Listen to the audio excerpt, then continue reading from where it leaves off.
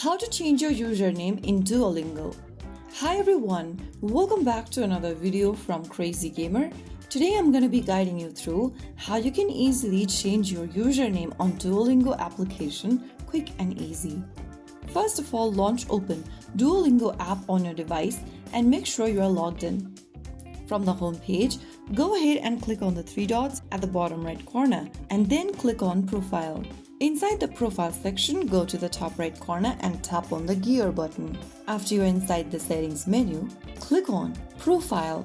Underneath Profile, go to the Username tab and enter a new username. After you do that, click on the tick mark and make sure that the new name is unique. And once you have a unique username for yourself, you can head back to another page. And now you have successfully changed your username on Duolingo. Now you can continue learning languages with a fresh new name. If you found the video helpful, don't forget to like, share and subscribe to our channel. I will be back again in the next episode. Thank you for watching.